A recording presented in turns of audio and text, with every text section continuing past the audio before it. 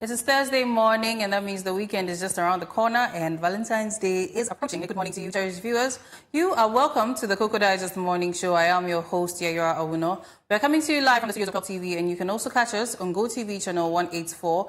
And if you're not in the comfort of your home, you can join us via social media on Facebook and on YouTube. Just search for Clock TV GH, and then like, share, and subscribe to our pages, and join in the live stream on those two platforms. You can also find us on other social media platforms. Search for Clock TV GH, like, share, subscribe, and follow us as well, so you can get more updates on everything we're doing here and our programs. You can get interactive with us. You can send your comments to the WhatsApp number displayed onto your screen subsequently in the show as well. Now, let's get prepared for what's happening today. This is what to expect. So on the lifestyle segment, we're going to be having time with DJ Blake, and we're going to be, opening the phone lines for requests for songs for our loved ones as we are in the spirit of Valentine's Day. And, it's all about love this month, the month of February, and of course, chocolates. So you can send us chocolates if you want, particularly to me. Then the business sports segments would also be bringing us news as always. Then the online and print review would also be talking about very, very key issues. The phone lines will be opened as well. You can send your comments to us for us to read, as you weigh in on the conversations. Now, it's time for us to be motivated. And like I always say, for the month of February, it's all about love. So our quote for today is going to be about love. Let's prepare to get motivated.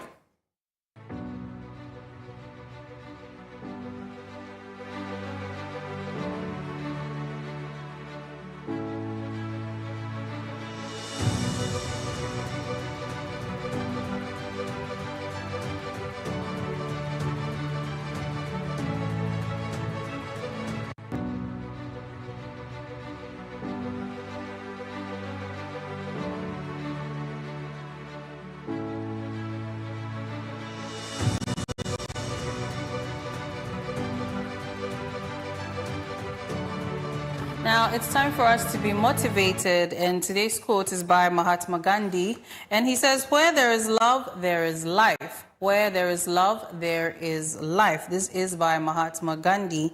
Now, Gandhi's words suggest that love is not merely an emotion, but a life-giving force. Love is what breathes meaning into our existence. It is the invisible energy that transforms the ordinary survival into purposeful living. When love is present, people feel seen, valued, and connected. And that connection awakens vitality in individuals and communities alike. Love animates everything it touches. In relationships, it nurtures trust and belonging. In families, it creates safety and emotional grounding. In communities, it fosters cooperation and collective responsibility. Even with self, love expressed as self-compassion and acceptance restores hope and resilience. Without love, life can be mechanical, transactional, and hollow. We may continue functioning, but something feels absent. Importantly, Gandhi's idea of love extends far beyond romance. It includes compassion for strangers, forgiveness towards those who hurt us, patience in moments of frustration, and service to those in need. It is active goodwill, and it is choosing empathy over indifference and unity over division. Now, for Gandhi, who practiced nonviolence, that is ahimsa, love was also a moral and political force, a power capable of transforming conflict into reconciliation and injustice into progress. Now, where love exists, growth follows. People heal, relationships deepen, communities strengthen, and of course, love renews what feels broken and gives courage in the face of suffering. It sustains life, not just biologically, but emotionally and spiritually. In this sense, Gandhi reminds us that love is not optional or decorative, it is foundational. Where love dwells, life does more than exist, it flourishes. And this is our quote for today, and it's a very, very beautiful quote. It is to remind us that, yes, love is not limited to just romance, but actually love goes beyond all of that. Love goes to the family, to strangers, to our community. So today, Mahatma Gandhi is telling us where there's love, there's life. So wherever we are, let's exude some love, let's show some love and compassion. And of course, life will definitely spring forth around us and from within as well. Now, I hope that this quote is going to motivate us as we get ready for the Valentine's Day. It's not just about romance. We can do your Palentines, as they call it, your friends, or Galentines, that's for your friends as well. It is all to just show love and show appreciation for the people around us. But that being said, it's time for our weather report, and this is going to be by Peter Insia. Good morning, Peter. Good morning, Yaya. I hope you're well. I'm doing very well. I see flowers in your tie. You're preparing for the Valentine's Day. Exactly. Right.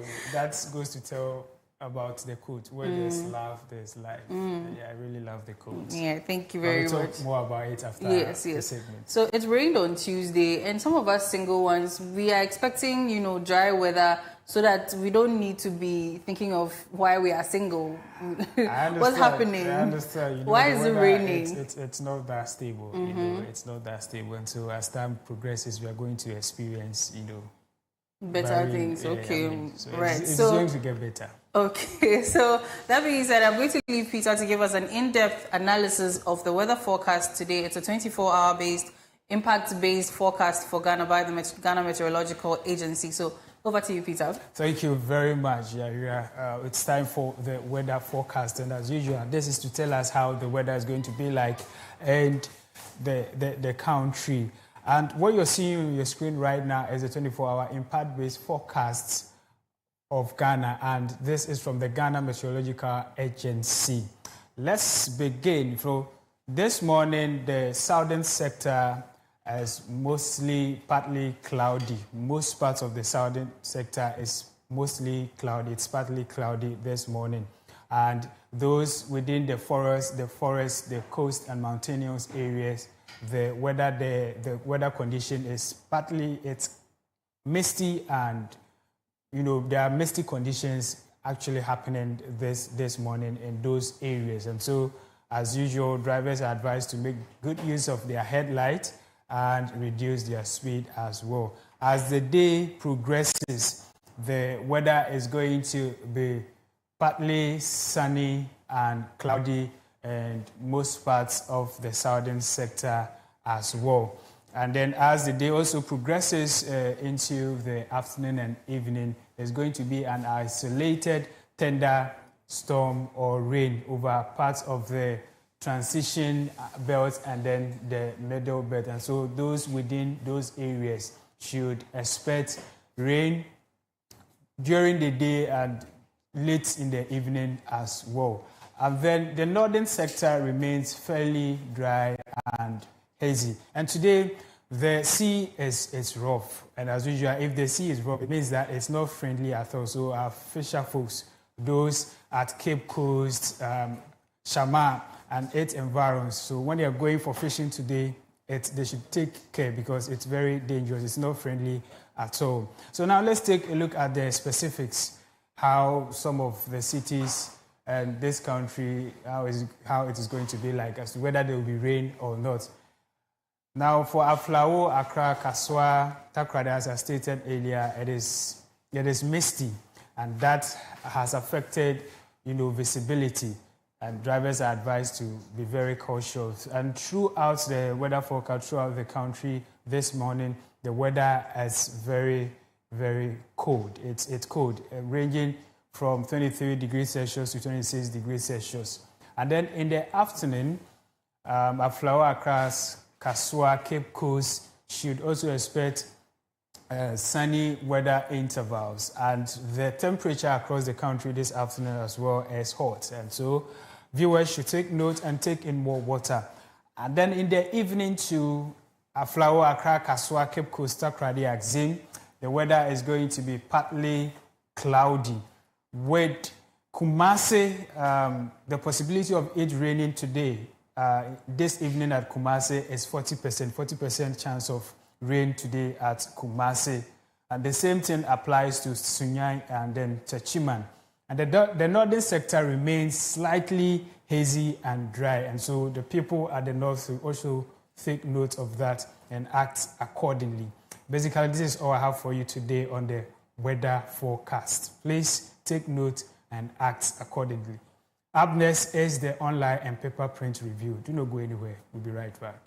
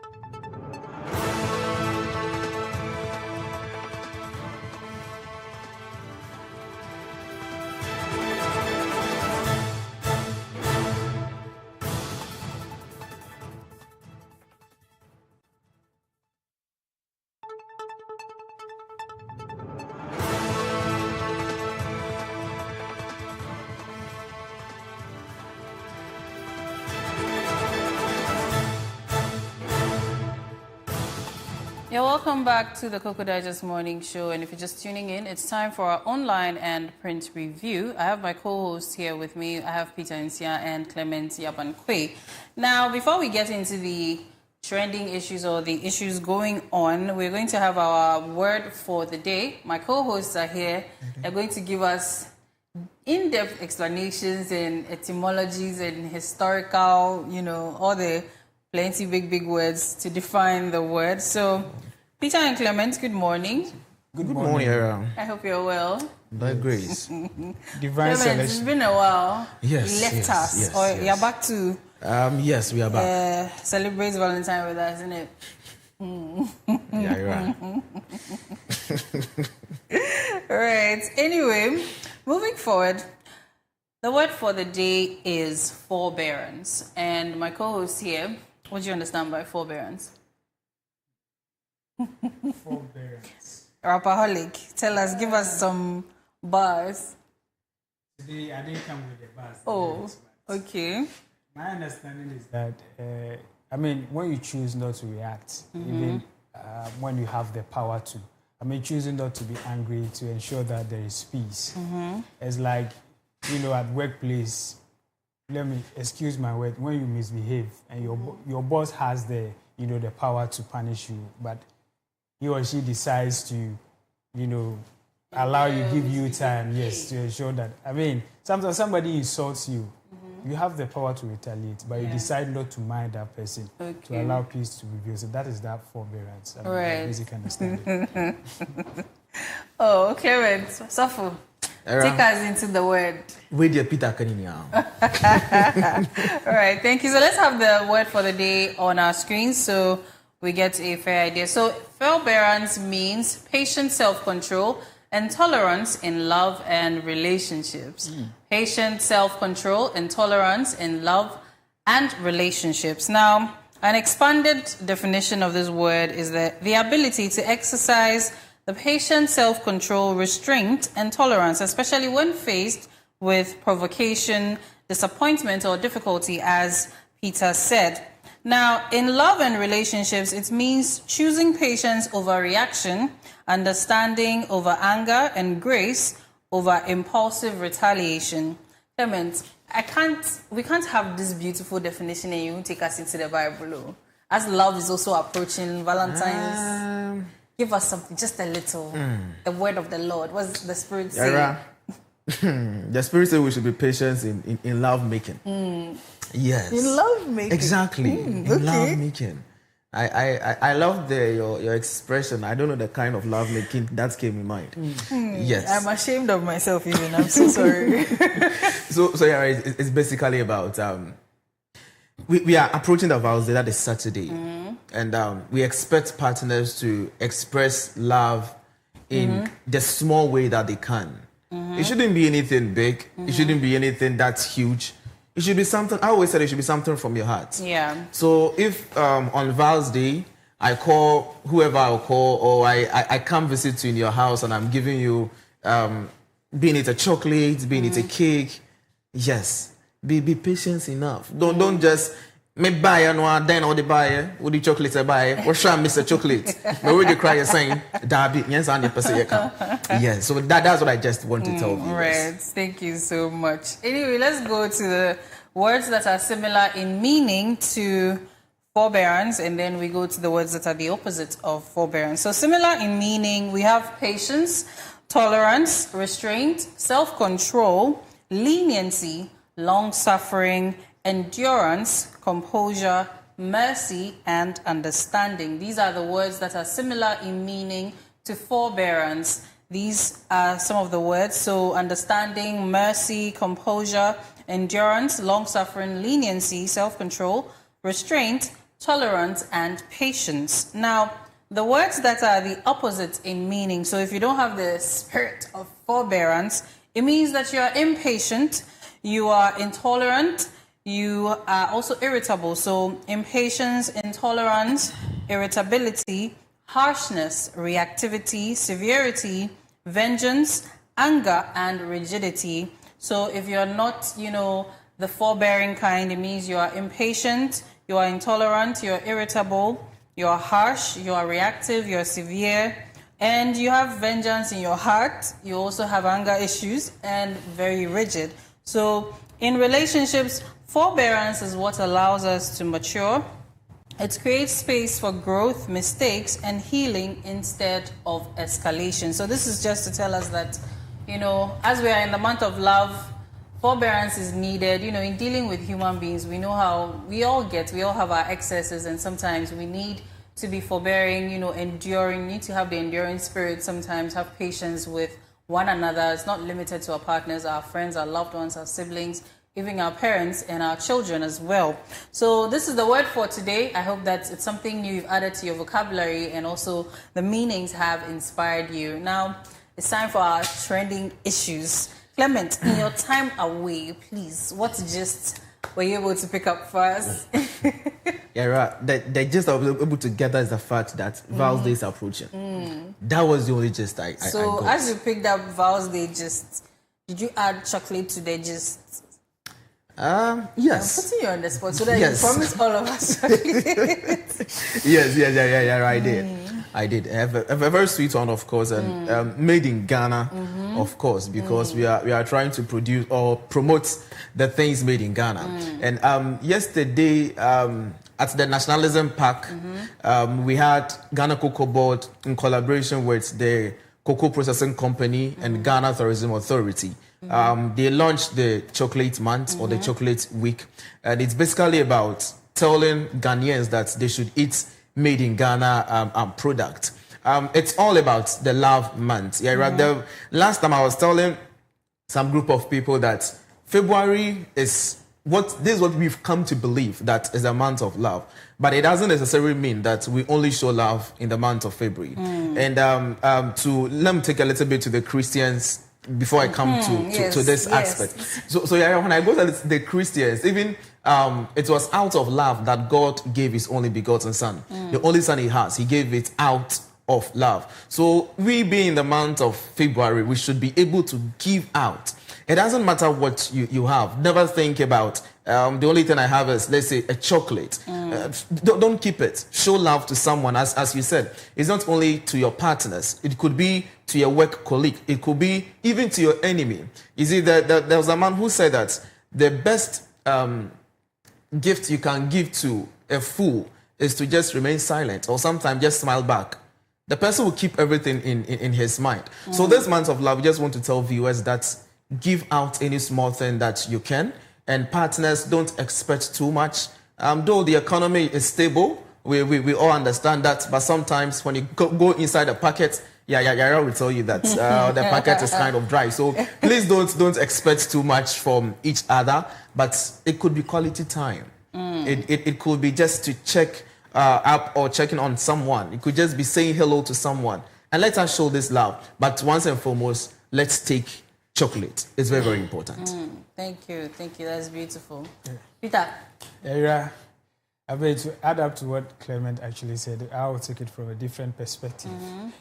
About 20 years ago, that is when Ghana decided to, promote the made in Ghana chocolate.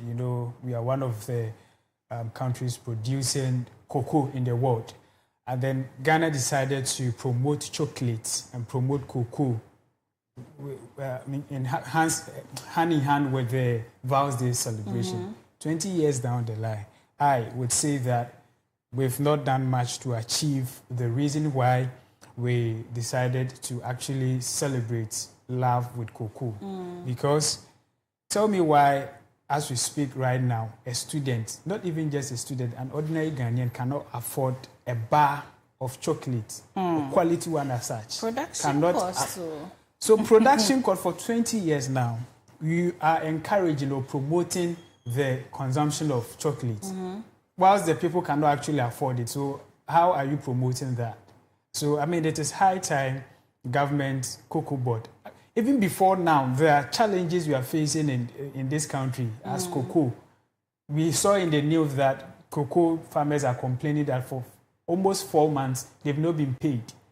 And government is actually working towards that. I think today the Ministry of Finance will address that issue for the payment. So all that I'm trying to say is that and our quest to promote the consumption of local chocolates, we've not done enough. We've not done enough at all. And these days too, the celebration of love has turned to like death and some form of disease. I mean, a whole lot of people, a whole lot of young men and women watching us right now are thinking of how to get money to buy expensive gifts for their partners. Because when you go to social media right now, that is the trend. People are expecting like luxurious gifts and other stuff from their partners.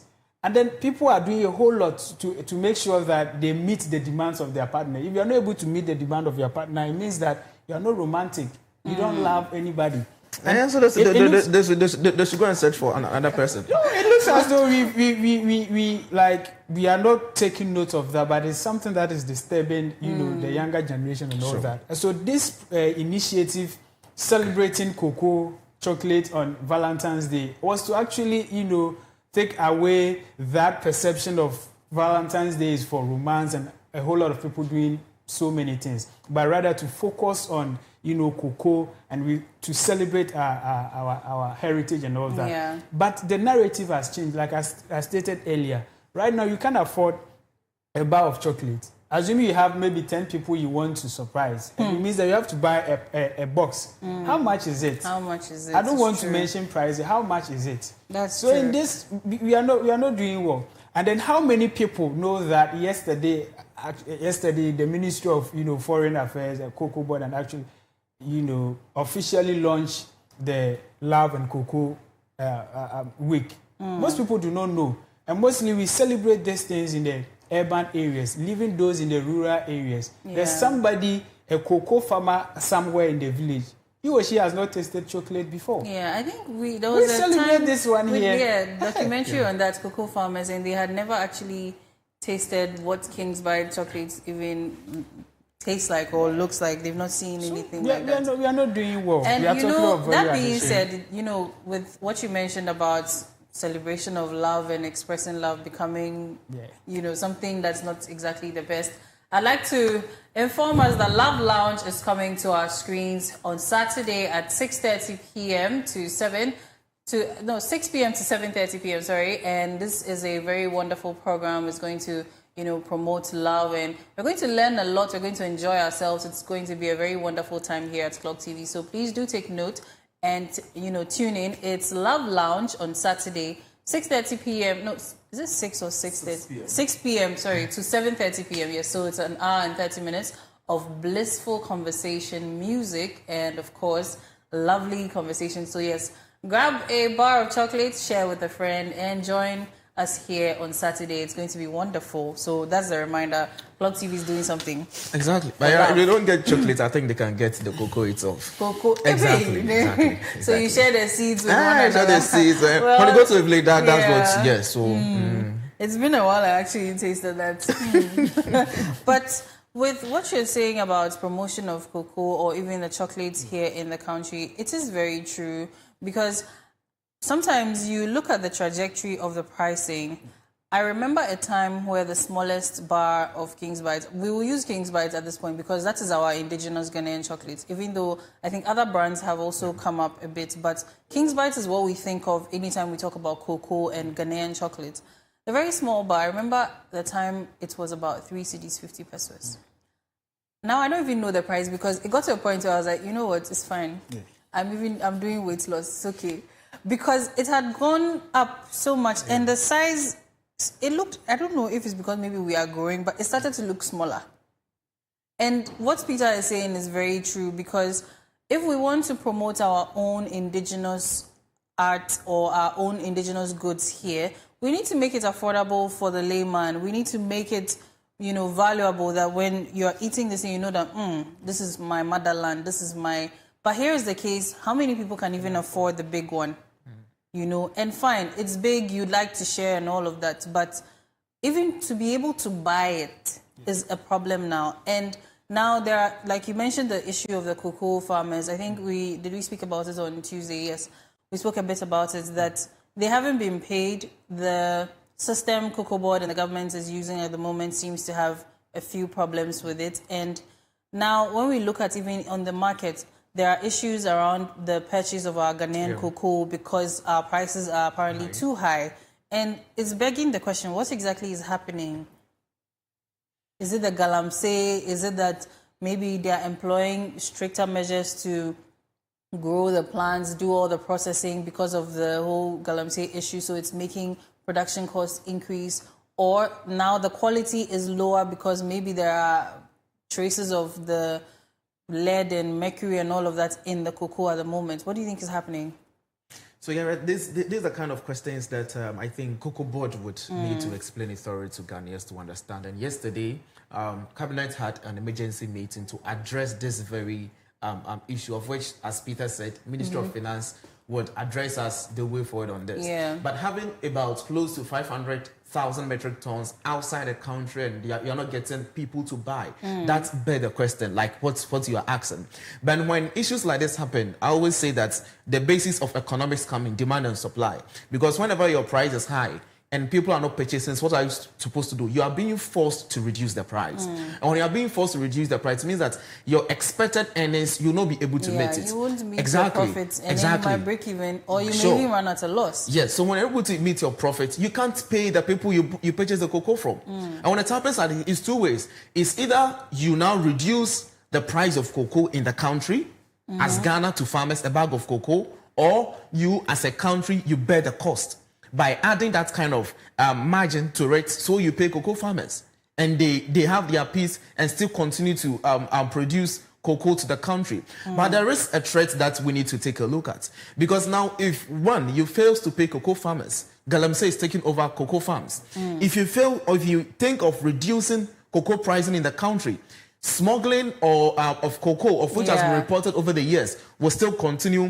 Cocoa farmers would now think of giving their lands to the galamseyers and all these kind of things. So the government find itself in a point that seems very sleepy. If you're not careful, you might either step on the cocoa farmers' toes, or the projected earnings that you're supposed to get, you might not get. But we expect, or we know that today the Ministry of Finance will give us one or two things. But the way to go is that let's empower the factory that we have in the economy or in the country. So if, for example, 500 metric tons of cocoa is outside the country, you're not getting buyers, what is the way forward?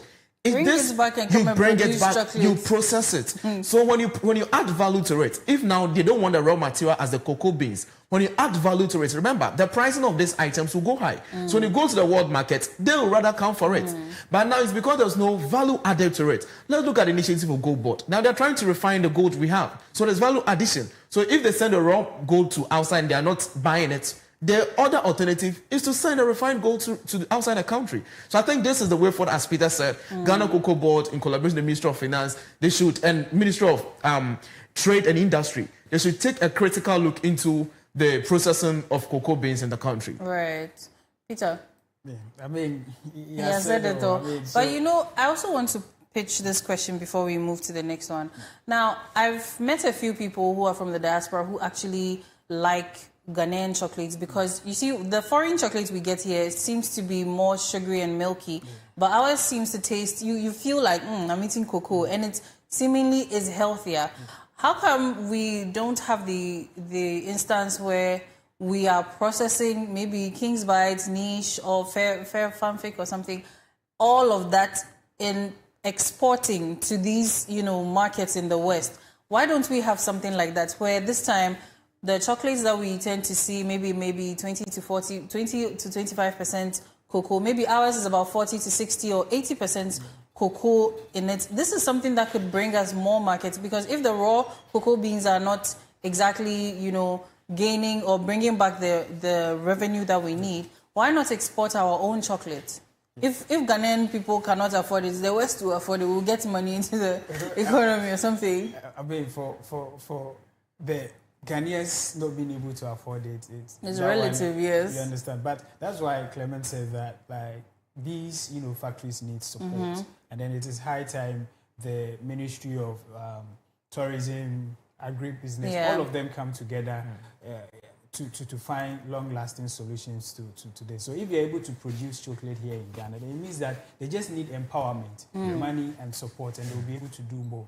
Right. Then I still stand that the prices of made in Ghana chocolate should be made in Ghana goods, yeah. I mean, and then corporate, bodies, corporate organizations should also, come together, and they should be the hampers that they'll be gifting people These during. should be part. It should be, more of chocolate. Let's make sure that we sell this initiative. But if you say it should be more of chocolate, somebody would say, "Me, I need rice and oil. What am I?" But then, so that's just by the way. It's understandable, but then I mean it's very serious. That, like you rightly said, that even people in the West actually love the taste of our. So you should just add value, support those factories or industry that are already into it, and then you take it out there. Right. So moving forward, we have the first trend. That is the Tema Mayor has stepped in as executives at the NHIS office in Tema. Was locked because of what we call unfair appointments. So let's take a look at the video, and then when we come back, we discuss. Okay, so I'm just asking, if I may ask, where's the claims manager that just left? Is it claims manager or scheme manager that just left? She's been transferred in the interim. I am standing. Okay, so I'm just asking, she's been transferred. Yes. It means that there are other places to work within your scheme than in Tema. That's right. Is this office, your duties, are they political? No. So why do you expect that your appointment should be political?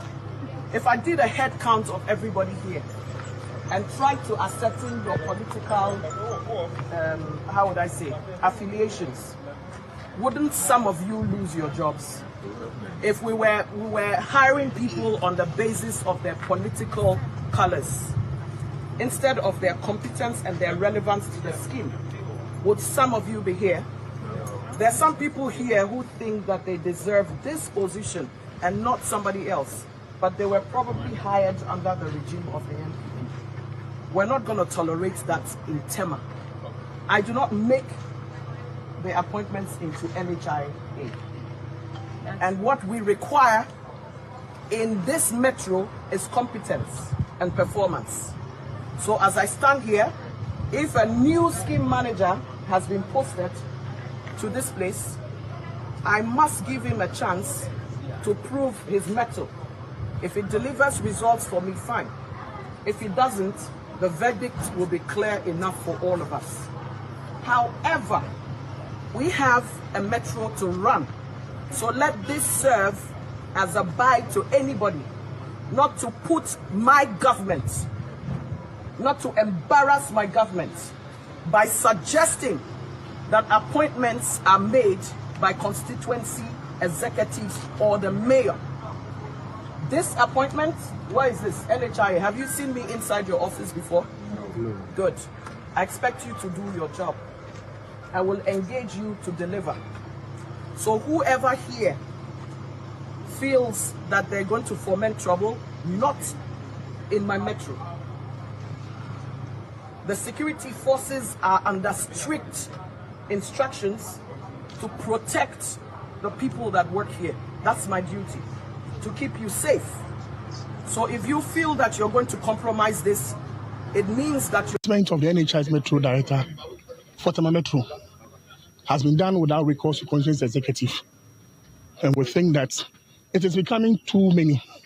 One too many, if I should say. So this morning, we decided to lock the place up. Until the proper thing is done, then work can continue. If not, aluta continua.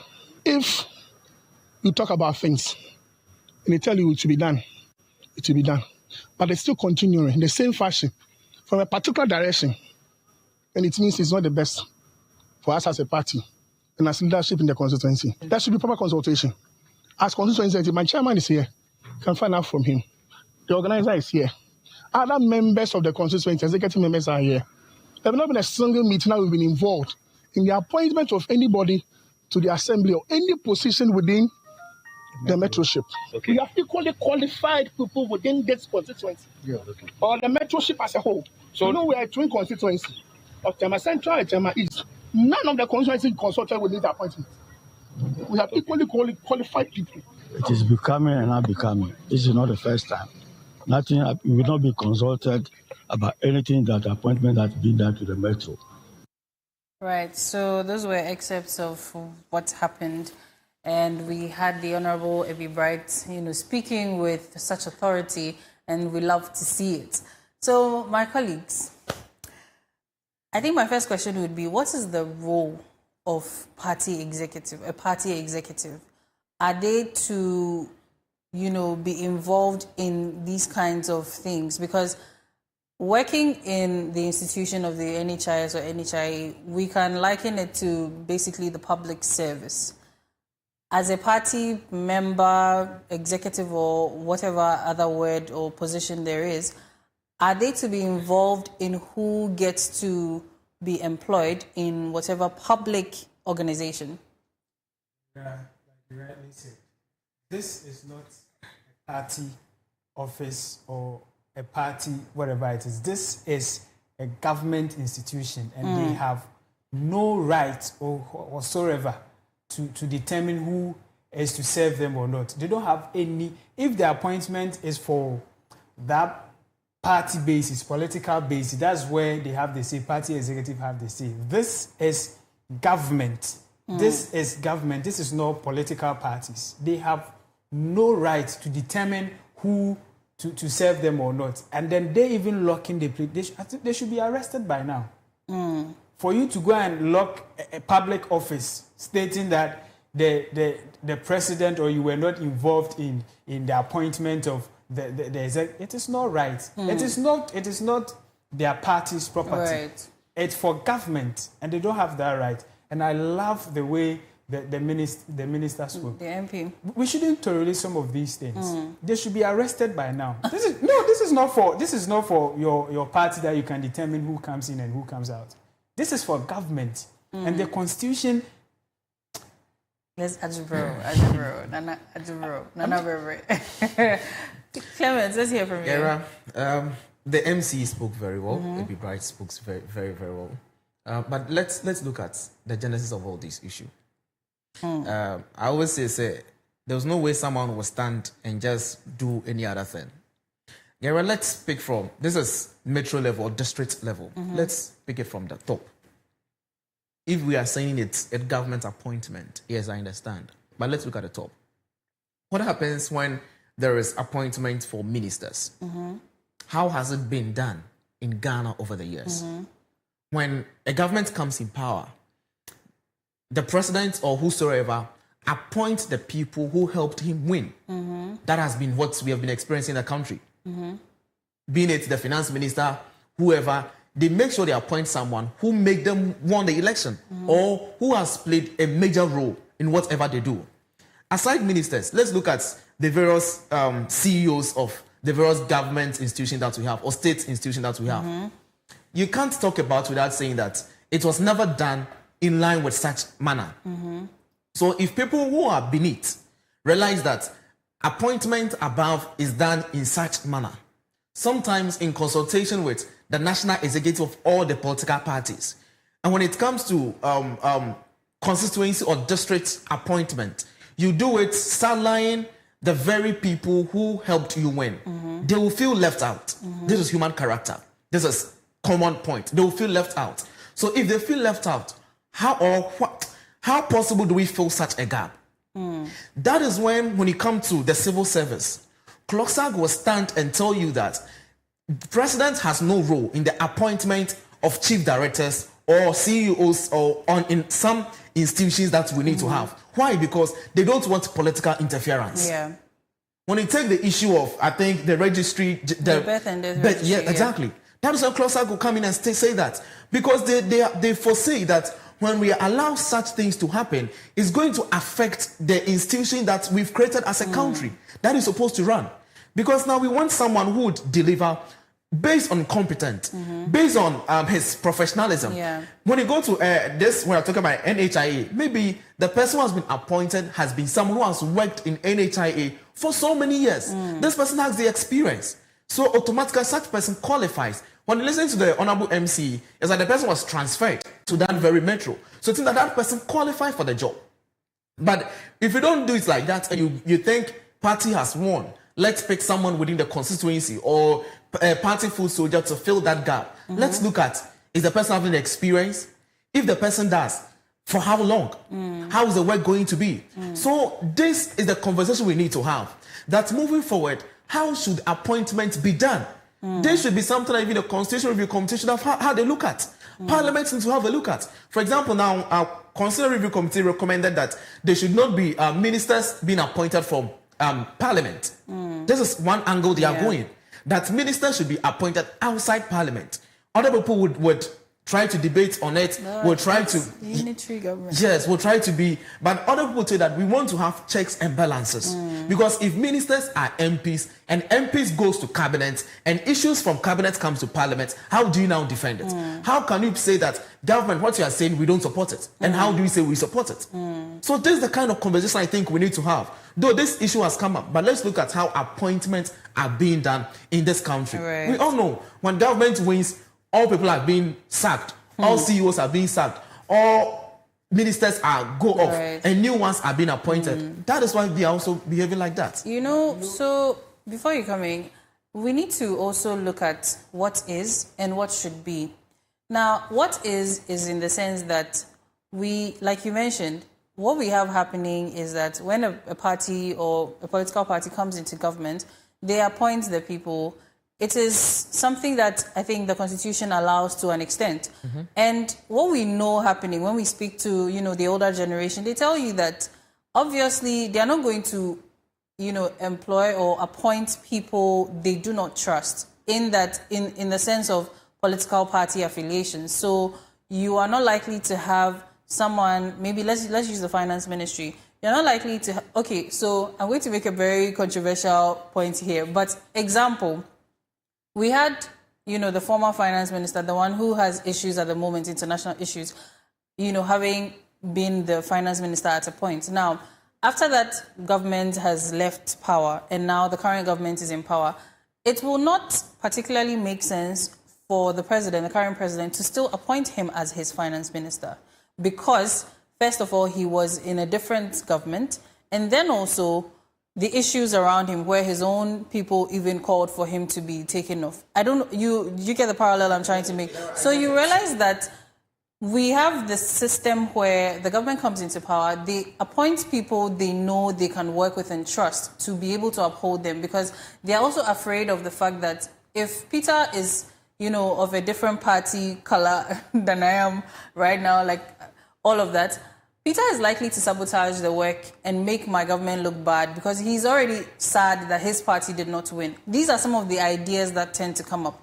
But here is the case, when it comes down to the, you know, more of the citizen level, not the leaders, the appointments end at the ministry. Like you said, the chief directors are not people who are usually appointed by the president or any leader, but they actually get there based on merit. So at this point where we have party executives wanting to, you know, have a hand in such activities, it is very, very scary. Yeah. Because these people tend to be promised sometimes. You know, we hear these things, especially during the election year, that, oh, don't worry, when you help us, you know, form the coalition of ABC party for this and that, we will give you jobs. And now they're coming to collect. So that is where the problem is starting from. Promising these supporters something, and then when you get there, delivery becomes a dicey issue. Yeah, so I think I was going to say a very quick one is the fact that, you see, before the left will start to make a move, maybe he has seen the right to do A or B. So before, let's say, Tema, the metro people are agitating in this manner. Maybe they've seen in other districts where such appointments were given to party executives. Yeah. Were given to people who fought for the party. Maybe in some area they've seen it. So after seeing all these things, you get up, after seeing all these things, and they are realizing that You, when you come to our district, you are not doing that. What is the problem? The problem is you are cheating us. So the question is, we need to have a broader conversation on this thing. That when it comes to district level, district assemblies, appointments, like directors for NHIA, like youth employment director, like the NADMO director, when you go to some places, it's widely known that the appointment is for some political leaders who have supported the party. But in an ideal situation, it should be based on merit, not the affiliation. Exactly. So, but because of the trust and things like that, where you want to work with people you know you can trust, they end up putting people there, and it's now become something based on political affiliation. Yara, let me say this before I think you want to. The last thing I want to say is that, one, let us change the narrative behind appointment in the country. At least we should have a system where, let's say you appoint someone to work as a minister in, let's say, this government, and looking at the track record, you believe that this person can still deliver. And let's say new governments come, we should have a system that this person will still continue. We should have that kind of system. Why this person will still continue? There's no need for you to take the person off. We are building one country. We are not building a political party. Now that we're building a political ideology, we are building a government or a country that will work. So that thing we should have it. And I think the last thing I wanted to talk is the fact that, let me just bring in this very quick. Last week, Saturday, not last 2 weeks, we experienced the election of the new Patriotic Party, I think last week, and they are primaries. And when listening to conversation, people were making the point that Honorable Baumia or former Vice President can consider either Brian or either Honorable King as a Vice President. It's kind of a talk. People are making that allegation. I listened to Honorable King on one platform, and he made a point that it might be impossible. Why? Like, from point, it might be impossible. Why? Because maybe his ideology that he wanted to bring on board might be different from the ideology of the other person. Though they are all in that same political party. And other people are making such words, such conversations, such kind of discussions. But I believe, aside all these things, we should have a system where that even if I go in contest with you and I lose, you can look at my competency. You can look at what I can do. Aside all our ideologies, let's sit together and have one ideology and go in for the betterment of the country, not the betterment of individual. So this conversation, what I would say is that the Honorable MC should come down, sit with the people and talk, because you are there to work for the people, not to work for any other person. And the political party executives should also sit down, engage better, be into a better dialogue, and let's see the way forward, because they can't lock this place. This is NHIA office, National Health Insurance, and it can't be locked. Right. Peter, let's hear from you too. Yeah, I mean, you've said all, but I also want to add that, it is clear, according to the Constitution, it is clear that not even some public institutions, that if you are soiled, like you have political party colors, you cannot, serve in that office. And that is how we should go about things. And then for the fact that if there is a change of government, there are some institutions that not all of the directors or people who have been appointed to, serve, like actually go. Some of them, their assistants are there, or there's reshuffling, because we are talking about merit and competency. And so, like you rightly said, if the person is capable and is working, you wouldn't say because it is my political party and then he or she is not in that party, I'm not going to. Because at the end of the day, we are looking at a collective goal, the growth of the country. So even with parliament, a political party loses, power, but some members of parliament are elected again. They don't become the faces of some committees or some ministries, but then they assist. You understand? It means that they are still making good use of their competence and the experience they have. Now, about the party executives locking the NHIS, what we are talking about right now, it is party issues. They shouldn't bring it to the national level. It is party misunderstanding. So you look for your party executives, you solve that issue. But for you to go and lock a public, office, it is not the right thing to do. And we shouldn't encourage that. If you have issues with appointment, just go to your political party, solve that issue. You have so many ways of solving that issue. And if you think it has become a national concern, there are processes you go through.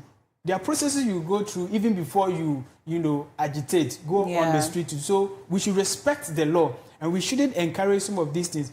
What if it happens that there are other, constituencies or metropolitan assembly, which also, like Clement said, facing the same issue, and they think that they also have the right to go and lock up.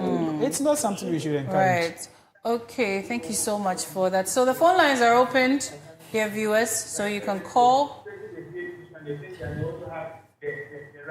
Okay, we have a caller on the line. Hello? Okay, so yes, we were having a little technical issue, so sorry about that. Thank you so much. Hello?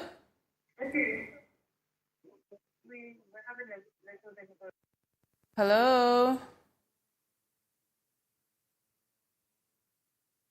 Okay, so when we get the caller back, we will continue the conversation with our caller. So someone sent a message here asking, my question is, who appoints directors? Is it the government or who? And I decided to just, get a little information to clear the air about, the role of some of these party executives.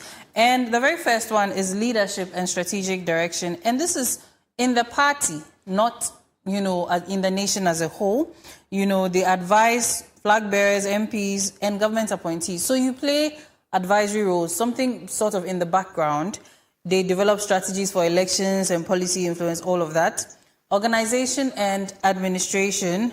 Okay, so holding on to that, we have another caller on the line. Hello? Hello? Hello? Hello.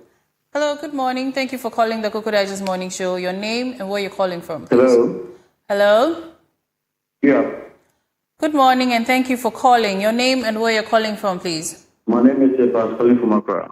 Right. Thank you so much. Please, let's hear from you.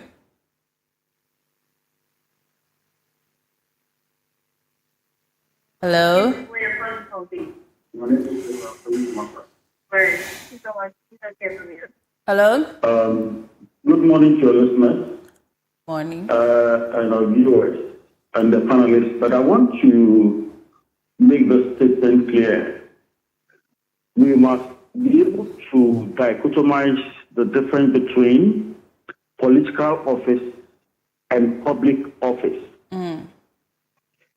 If one is being appointed into a political office, among the criteria the party will be using would obviously be allegiance. But in the public service, we look at neutrality, and you must serve every government in power. Now, if you look at the governance structure, where do you find constituency executives occupying? Constituency executives do not occupy or don't have a place in the governance structure. And so appointments into public office, they don't need to be consulted. Which after the Constitution indicates that if a regional director of NHI is being appointed, the constituency executive or the regional executive must be consulted. I think the sense of entitlement is becoming too much. We have the difference between a political party and government. The fact that a political party has won an election and formed the government does not mean that the party is the one that is governing the country. And that is why the president appoints his ministers and heads of institutions and what have you.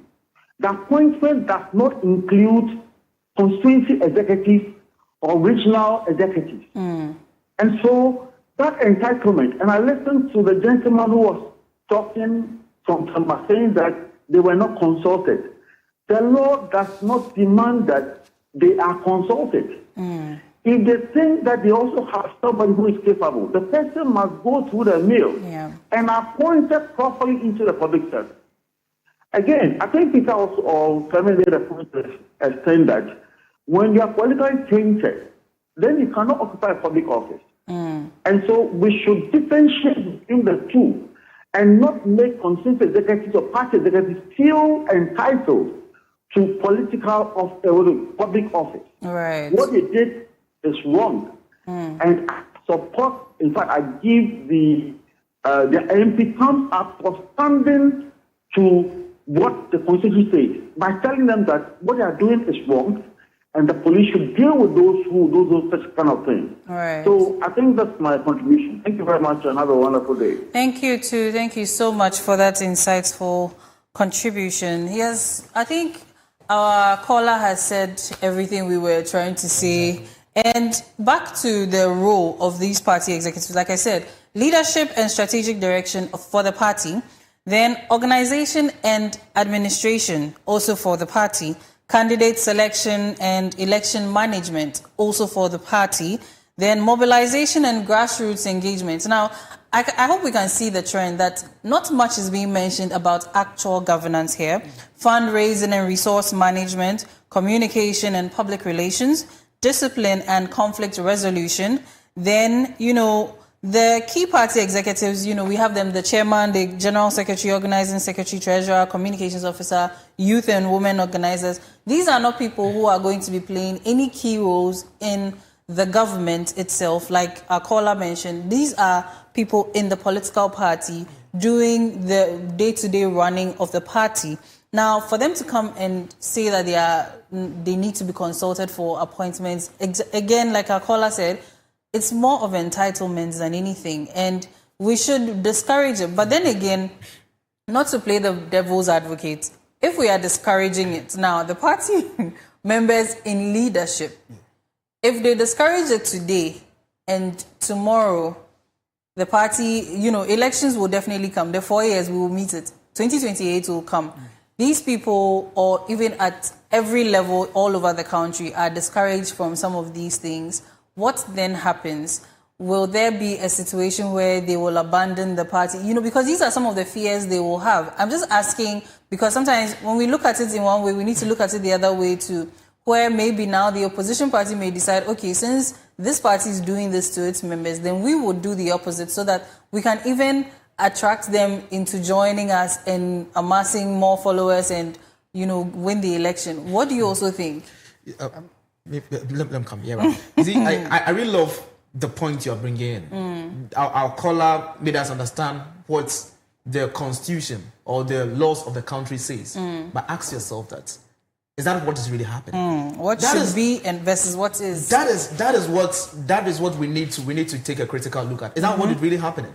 When you go to some district assemblies, as I was talking about, people know that this person is politically exposed to this very thing. But this person has been pointed to this. So when it happens like that, and the other constituency realize this is happening, they feel cheated. So what is the conversation? The conversation now is that let them understand that this is not the way to go. Because as you said, someone will feel so entitled that, yes, I've helped you win. You've disregarded the grassroots. Yes, so next time we don't vote for you. You get a point. But that is not the angle we need to go as a country. And you see, like what the Honorable MC did right way, people might feel like she's being so bossy. That is another angle. The party executive over there might feel she's being so bossy. But what is the way to? The way to go is that, please, let's come back and sit down. Let the political parties have a common goal. We want to develop Ghana. As I said, we're not developing a political party. Yeah. So it's Ghana we are developing. So if that's the case, let the right things work. I always borrow the words of Peter that we have good laws in the country. Very good ones. But you understand. Exactly. Yes, Peter, let's hear from you. Yes, so we are being governed by the Constitution. And that is what the Constitution is saying. It is not right. So that's why we don't even have to sit political parties down. According to the Constitution, it is not right. No, but some of them may not know. There needs to be a conversation held to let them know where their powers, start and end. So I'm glad you cited an example that if this party in power is not doing this political appointment, it means that it will affect them during elections because now voters will think that even if we vote or we campaign and vote for this party, there's no way they are going some of the national cake. I mean, we should let them understand. So this one should trickle down to party level. So within the party, you should know how you are going to campaign. They should set the laws are clear.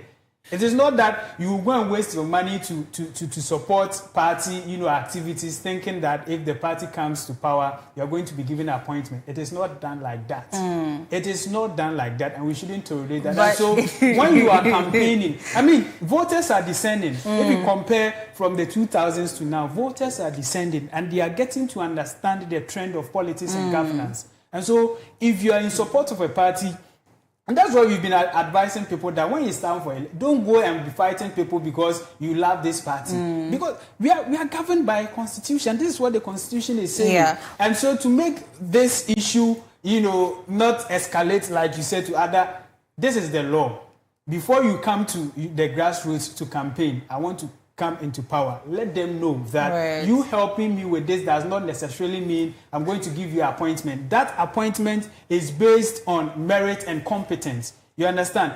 It is high time we allow people to understand, what the law says, so that we are able to choose the right people.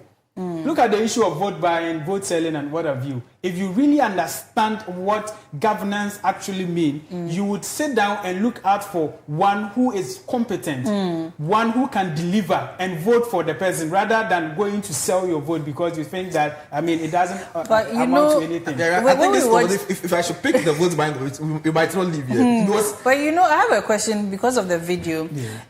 One of the people, I don't think we got to show that part, but he also said that there are equally competent people among them. Yeah. So now, the question now becomes that, okay, if I am Party Blue, I'm the president of Party Blue, right?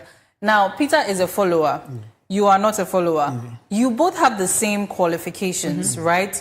Both of you, first class, all of that, right? PhD, doctors in your fields, the same field. And then I choose Clement instead of Peter. Peter, who has supported me, pushed me up, will also feel, I'm competent. Exactly. Why didn't you take me? That is one of the aspects of the issue also happening. But because of time... no. Like, when we leave it like that, it will be like as though, like, let's say, in the near future, you want to assume this public office. And so what you are supposed to do right now is to get affiliated to people you think that... That's what's happening. You work towards that. You can also serve your country without being in power or something. You understand? See, no, like you have to set the thing clear. Right. We have to be clear about it. Yeah, that's true. We might have the same qualification. You understand? Even when it comes to the public service, there are some trends that you have to pass through before you get there. In as much as you have the qualification and all that. When we were here, when the program. How do I mean? Policy polls. Yes. It was explained that even among the civil, there's a structure that you have to go through before you are appointed or you assume some. So it doesn't mean that because you have what it takes and you think you are equally qualified and you supported the party in some aspect of that you want to. That is why people do things. So you should have to let the people understand that yes, this is a party you love. And this is the party you are supporting. You want the party to come to power. Whatever energy, whatever money you are investing doesn't amount to the fact that if your party comes to guarantee, if the party comes to power, they should appoint you to assume this office. We have Thank you.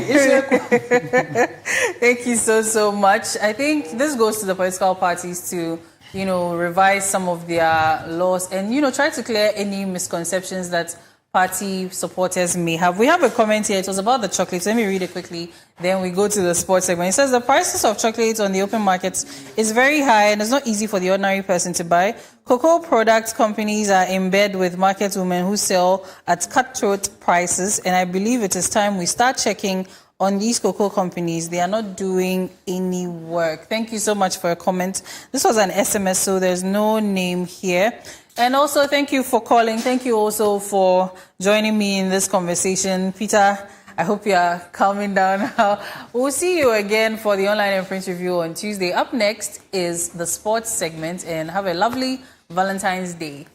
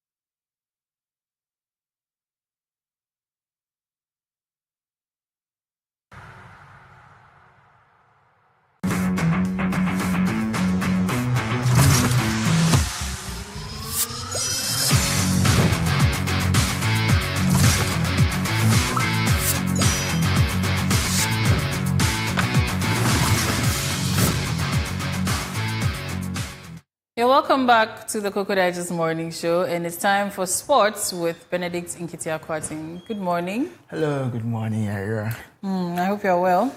By God's grace, happy and grateful. Yes, you're alive and kicking. How are you doing too? I'm fine, thank you. Great. We bless So, God. what's happening? Well, a lot is happening. First of all, let me send a kind regards to our viewers out there and thank them for being with us every Tuesdays and then on Thursdays, for supporting us. And of course, sports update segment. I know this is your favorite segment of all the segments that goes on the Koko Digest Morning Show. Yes, you are welcome. Thank you very much. My name is Benedict Nketiah-Kwarteng. And then, per your question, Era, so a lot is going on actually. There is a EPL games started on Tuesday. Some matches went on yesterday. Some games were played, and today a few other matches to be played. We have Copa del Rey between Barcelona and then Atletico Madrid that will be played today and all that. So, but then let me just touch on a few games that were played on Tuesday. So on Tuesday we had Chelsea hosting Leeds, and then to a 2-2 draw, and then we have Everton and Bournemouth. That's former Antoine Semenyo's team. They won by 2-1. That was, and then one of the highlights was Manchester United and then West Ham. So going into that game, Manchester had not won 5 games in a row for some time now. So there were lots of expectations, high expectations. There is this Manchester United fan who had decided to leave his hair until Manchester United is able to win 5 matches in a row. Wow. So far they were able to do 4. So they were hoping that against West Ham, they were going to win so that at least he can get a trim. His hair, he's looking like an animal, excuse my language. His hair is bushy, like it's grown all over. But unfortunately, it couldn't happen. So he has to now start the streak all over again and all that. So it was quite interesting on Tuesday. We were hoping Manchester United would win. Because a lot of people were watching. The anticipation was quite high, but unfortunately they disappointed. And then yesterday, some other games that went on. Manchester City, that is our very own Antoine Semenyo, his new club now, Manchester City, they won by 3-0, and it was quite interesting because Semenyo was one of the goal scorers, and then he has created a record now. He's the most goals scored by a Ghanaian in a single Premier League campaign. So he has 13 goals, followed by Tony Yeboah. That was 1994-1995. He has 12 goals, and Andre Ayew has 12 goals.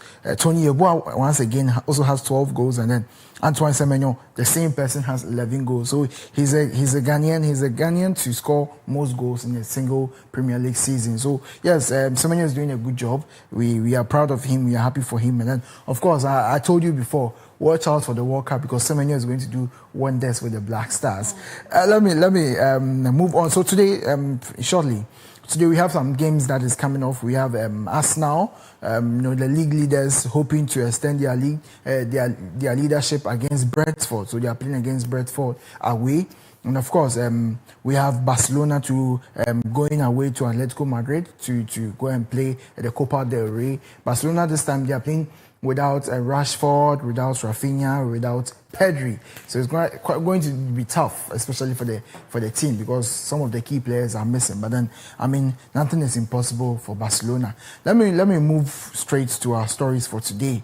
Yes, it's a continuation of what happened on Tuesday, the discussion I had with my co-host James Benate on Tuesday. So today's story, the first story has to do with the sports ministry giving approval for the appointment of new Black Stars technical staff, the Ghana FA. So after the appointment of the 5 additional staff by Otuado, there were speculations, there were rumors going around that there is this friction between the sports ministry and then the GFA, and of course with the coach, that the appointed staff are not really accepted by these members of the national team. So there were speculations, and then now it's been debunked. According to GFA, they have accepted these new additional team members. They are in support of whatever that is happening. Apparently, the appointment of these 5 members were actually approved. They were vetted and approved by the sports ministry, so they are fully aware of this appointment. Let me go over them again. We have Alain Rivera. we have Kimlas Bokiran, we have Jose Daniel Martinez, Afonso as a scout, we have Carlos Lozano Romero as a physiotherapist for the team, and we have Dwayne Piazza Parkwesi, who is a performance coach. So yes, these 5 members have been they've been approved by the FA. A comment made by the sports ministry was that when we discussed the strategy of appointing more Black Stars technical staff with the sports ministry, they were on board and had no problems with it. So this goes a long way to tell us that they are actually involved, they know what is happening, and they are ready to accept these members. So they've been accepted. Actually, they've been accepted, and then hopefully we'll see them on our technical bench during the World Cup starting in June 2026. So we've been grouped with Panama, England, and then Croatia. We'll start our first match against Panama. That is on the June 17th. We have our next game against England on June 23rd, and then our last match against Croatia on June 26th. So yes, we are hoping for the best for the Black Stars team. And of course, congratulations to the newly appointed members of the coaching staff. Let's move on to our next story. Of course, like I said, it's a continuation of our stories from on Tuesday. So we have Karim Zito resigning as head coach of Asante Kotoko. This is quite heartbreaking, as was discussed on Tuesday, but he had to do what is best for himself and of course for the team. So our very own coach Karim Zito has resigned as the head coach of Asante Kotoko following the defeat against Aduana Stars against Aduana Stars during the FA Cup, MTN FA Cup that went on.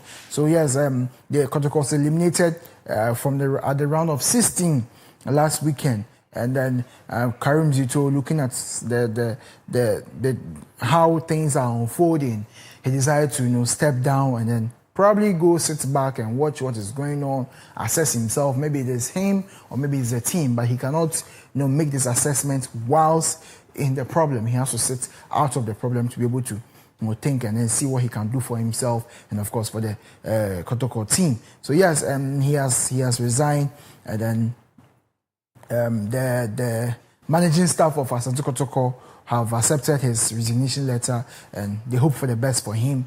We hope to see him do better somewhere else, because he's actually a very good coach. He's an experienced one, and we know he is very good. It's not as if he hasn't been tried and tested. We know his capabilities. It's quite unfortunate that he's not really doing well where he found himself.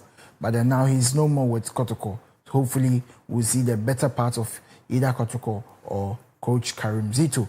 So let's move on to our next story for today. That is an international story that has to do with Atletico Madrid lining up 24 million euros for our very own forward Abdul Fattah Issahaku. So yes, Atletico Madrid, our opponents for today, Barcelona's opponents for today, they are trying to sign the forward, a Ghanaian forward, Abdul Fattah Issahaku. So I think this is in line with the transfer rumors of also the players that are coming up. So yes, they are trying to sign him from Leicester. Fattah is having a very good season so far. He's playing very well. He's a very clinical striker. A clinical forward, let me keep it that way, because he doesn't really play in the striking role. He's from the wings and then he attacks from there. So yes, Issahaku is playing a very good football this season. He's doing very well, and he's just 21 years of age. So looking at the long-term plan of Atletico Madrid, he actually fits in the plan of Atletico Madrid. They are trying to put in an agreement between Issahaku's team and then, of course, Atletico Madrid, because during the preseason time, during the transfer windows, it's likely possible that a lot of teams will come around and let Issahaku. So, of course, it's better they put in their request and make him know how important he is to the team. So, yes, hopefully we'll see him in the La Liga, because I actually feel like he's very good, and then they're hoping to pair him up with Lookman, because they've signed Lookman as well. So looking at the prowess of Lookman, how agile and then how fast Lookman is, very strong, and then his shot powers are also very good. And of course, the same he has quite the same capabilities as Fatah Isahaku. So, of course, we'll see very good football coming from these two African giants. And then hopefully, yes, they will excel and then they will do their best for Atletico Madrid. So, yes, let me move on to our next story. Unfortunately, this has to do with one of the stories that actually broke my heart. Tottenham Hotspurs, yes. So they are having quite a very terrible season. So they've sacked their head coach, Thomas Frank, after their defeats on Wednesday against Newcastle. So yes, they played against Newcastle at home and then they lost by 2-1. And it's quite unfortunate because Tottenham Hotspurs were quite they are one of the promising side in the EPL with our very own Kudus Mohammed playing for them. We're hoping that they will excel the team itself, and of course Kudus will outshine most of his players, his competitors out there. But unfortunately, the team is not really doing very well as speculated, as assumed. He's not doing quite well. Currently, they are placed on the 16th position in the Premier League with just 5 points above the drop zone. So they are almost in the relegation zone. I discussed this performance with a colleague of mine, and then we were talking about the fact that it's likely Tottenham will be relegated this season, looking at how they are playing. And in their next games, their next fixtures, they have Arsenal, they have Wolves, they have some quite stronger teams that they have to play next. So it's quite unfortunate. Unfortunately for the team too, they are struggling with injuries. Kudus is injured, James Maddison, Kulusevski is injured. There's a whole lot for the team. It's quite unfortunate. So yes, the manager had to be sacked so that they can look at something else. Probably it's the manager's fault, or probably it's the team, whatever that is happening. I'm hoping they'll be able to bring in better players to support the already good ones they have, because it's quite unfortunate seeing Tottenham Hotspur of all teams trailing this far. But then yes, this is the stories for today, Ayra. But I have one more story I wanted to touch upon. A player that passed out. He was convulsing on the yes. I'm trying to remember his name. It just escaped me. When I was just talking about Tottenham Hotspur game, and then it came into my mind. So it was a game between Flamengo, and then it was in Brazil, and then but so far he's doing good. I think Alexander Sergi or something, yes, but he's doing very well now. He's recovering. We send him our speedy recovery, and of course his colleagues did very well. When he was passing out, he was convulsing on the field. They surrounded him. Some were trying to fan him. They took off their jerseys to fan him, and they were calling the medical staff to come and then quickly come and check up on him. So I think the quick response of his colleagues and then his team members, and then of course it's the opponent's team. At this moment, there were no opponents. They all came together. Some got down on their knees. They were praying. Some were trying to perform first aid, and then they got in and all that. And then I think this morning I saw a report. He's recovering. So far, so good. So yes. So thank you very much for having me here today. This is it for the sports update segments. All right. Thank you also so much for bringing us the updates and highlights. And up next is the business segment. So please do stay tuned.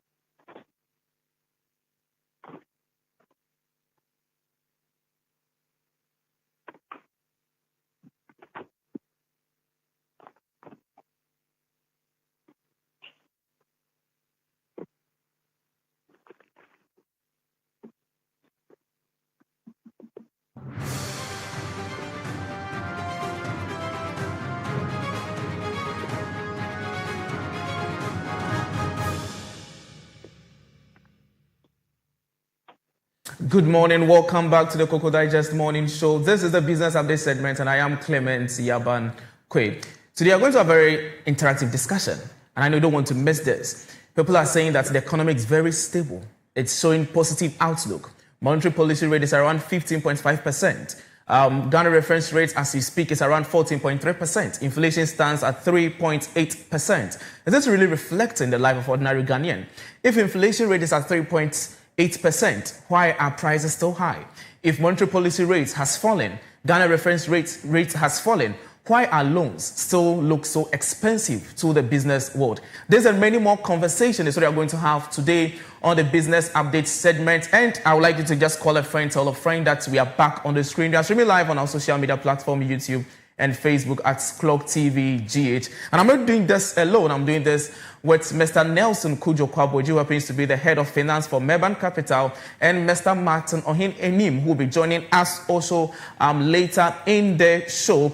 But before I connect with my guest, I would like you to have a look at what is happening in the economy as we speak now, in terms of inflation rate, in terms of monetary policy rate. So my producer is going to display that on the screen shortly so that you could have a look at it yourself as we speak to it.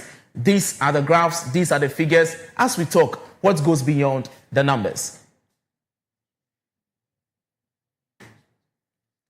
So as displayed on the screen, this is the graph of the monetary policy rate, average lending rate, and Ghana reference rate from January 2025 to December 2025, actually, as being displayed on the screen. Ghana reference monetary policy rate is the blue, the average lending rate is the yellow, and that of the Ghana reference rate is the green. Looking at the graph on the screen, you could see that the average lending rate as at January 2025 was from 30% per annum. So if you go for a loan as at January 2025, you're going to pay a rate at 30%. That was averagely, there's a source from Bank of Ghana. And as at December last year, it was hovering around 22.5% averagely. That was a lending rate. When you take a look at the Ghana reference rate, was also from 29% in January 2025, and it slows currently. It's around, as of December, around 15%, and this morning or today, it's around 14.38%. That is the Ghana reference rate as we are experiencing. When you take a critical look at the monetary policy rate, starting from January 2025, it was around 27%. It was still stable for a while. It went up to somewhere 29 or 28. And as we speak in 2025 December, it was around 18%. But currently, as we speak today, it's around 15.5%. I think, producer, let's get the other one also on the screen. What you see on the screen is the inflation rates, year-on-year inflation rate starting from January 2025 to 2026. As of January 2025, inflation was around 23.5%. And we have seen the consistent drop, 13 continuously drop in terms of inflation. As of January, as we speak now, is 3.8%. And it has dropped significantly, which is almost 19 percentage point drop in terms of inflation from last year, January 2025, to this year, January 2026. We'll be speaking to this very numbers and the graph as you see on the screen. We are getting the last one. So this is actually the Ghana reference rate as we spoke earlier. And the January on, as we said earlier, is also on the screen as we speak. In terms of February, it is 14.38%. So these are the numbers. These are the macroeconomic happenings in the country. Is this really reflecting in your pockets? Are you really relieved? Is there money? If there's no money, what is happening? Is there hijack somewhere? If there's no hijack somewhere, what is really happening? So let me just invite my guest, Mr. Nelson Kujo Kwaboji, through a phone out section. Good morning, sir, and welcome to Koko Digest Morning Show. Yeah, good morning, my brother, and thanks for having me. We are so much grateful, sir. So before we delve into the conversation, the economy is stable, but there's a conversation that people are not really seeing this. And the question is, why are sad things happening? Okay, thank you very much once again for having me on your show. Well, I think economic gains don't really translate immediately into people's pockets. Okay. And so you don't expect inflation to actually reduce, then immediately you expect prices to also come down in that regard. Okay. Secondly, when we mention the word, or when we say inflation or deflation, these are two different concepts. And so when we say inflation is at 3% and it has reduced, what it technically means is that the rate at which prices are increasing have actually slowed down. Mm-hmm. It doesn't necessarily mean that prices of goods and services in the market have reduced. Okay. So that is something that we need to understand when we say inflation is actually reducing. What it technically means is that the rate at which prices are increasing has actually slowed down. Now, what normally drives the slowdown of inflation? That is what we need to be interested in, as to whether the slowdown in the prices of goods and services are translating into pockets of Ghanaians. That one, I have always been saying that it's an attitudinal, problem. Okay. Because when inflation was at 54.1% in December 2022, the Hajia at the roadside always give the same ladle of wache for 10 or 15 Ghana cedis. Now that inflation is at 5.4% or even 3.8%, Hajia is still giving the same ladle that she used to give in December 2022 when inflation was at 54%. So I think it is more of attitudinal change of Ghanaians. Secondly, when you go to the market generally, you realize that prices have generally reduced, in the market. Most especially when you go to the pumps. And I've always been saying that when you want to check the temperature of an economy, it is always prudent that you go to the pumps and check the pump prices. We have seen some relative level of, price stability at the pump. Yeah. I used to fill my car those days when fuel was around 17, 16, 15 Ghana cedis at a little over 900 Ghana cedis. But now I can fill my tank with a little over 300 Ghana cedis. So it means that I've made a lot of savings in that regard. And so the assumption that inflation is coming down, but it's not reflecting in the pocket or in the economy, I think that we shouldn't be sentimental about those issues because, even the 5 kg of rice that used to be, sold at 106 Ghana cedis few years ago is currently below or a little over 100 Ghana cedis. It means that when you go out there today, kg of rice, you are going to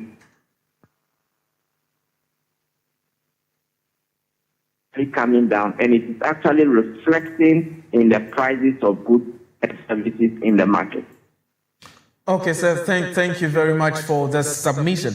As you said, when you go to the pump, you can actually see what is happening. And as at this morning, some oil marketing companies are selling petrol that is super around 9 Ghana cedis, 99 pesos per liter. Others are selling it around 10 Ghana cedis, 10 pesos per liter. When you take a look at diesel, some are selling it at 11 Ghana cedis, 59 pesos per liter. Others are selling it at 12 Ghana cedis, 59 pesos per liter.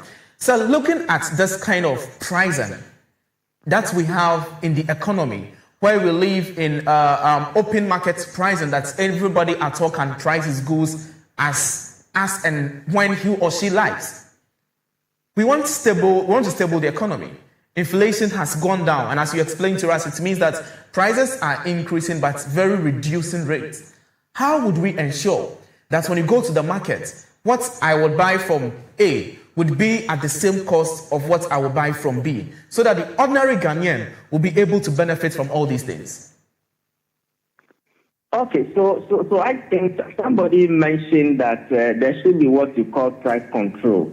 Okay. Where government regulate prices of foodstuff, but I believe we are operating in a capitalistic economy where profit is the mindset of every entrepreneur.